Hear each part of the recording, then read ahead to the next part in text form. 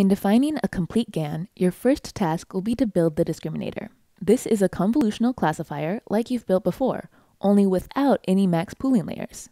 Instead, we'll be using strided convolutional layers. The inputs to the discriminator are going to be SVHN training images or generated images that are 32 by 32 by 3. Accepting this as input, you'll then want to define a few convolutional hidden layers.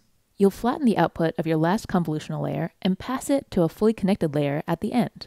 As before, we'll want this to produce a sigmoid output that indicates whether an image is fake or real. Also, as before, we'll apply the sigmoid function in the loss function, BCE with logis loss, later. Now for the depth of the convolutional layers, I suggest starting with a smaller depth than is indicated here. I suggest starting with 32 filters in the first layer, and then double that depth as you add layers. So from 32 to 64 to 128 and so on. You'll also want to use batch normalization on each layer except the first convolutional layer and final linear output layer. And you can read about batch norm 2D at this link to the documentation here. In general, each layer should look something like strided convolution followed by batch norm and then a leaky ReLU activation function. And so in the cell below, I've actually provided a helper function to put these layers together.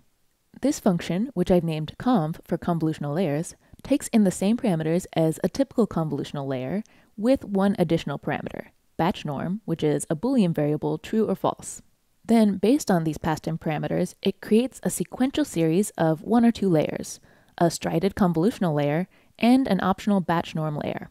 We'll create these using PyTorch's sequential container, which takes in a list of layers and creates layers according to the order that they're passed into the sequential container. And you can read more about that in the documentation here.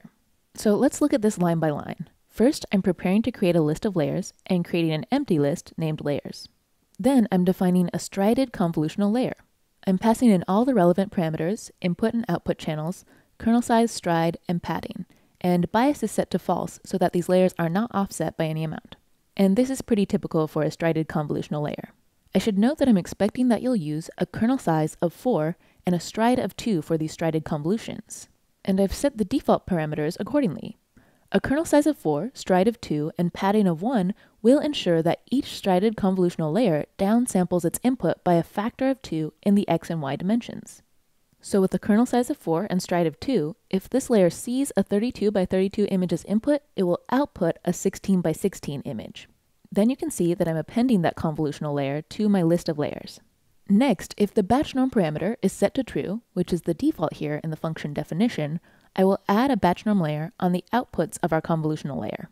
I can do this with a call to batch norm 2D and pass in the number of outputs it should operate on, our number of output channels. And in the same line, I'm adding this to our list of layers. Now, if batch norm is set to false, I will not enter this if statement and I won't add a batch norm 2D layer. Finally, I'm using PyTorch's sequential wrapper, which takes in our list of layers, and this will return those layers, whether it's one convolutional layer or a convolutional layer and a batch norm layer. Now it will be up to you to use this conv helper function to construct a complete discriminator class.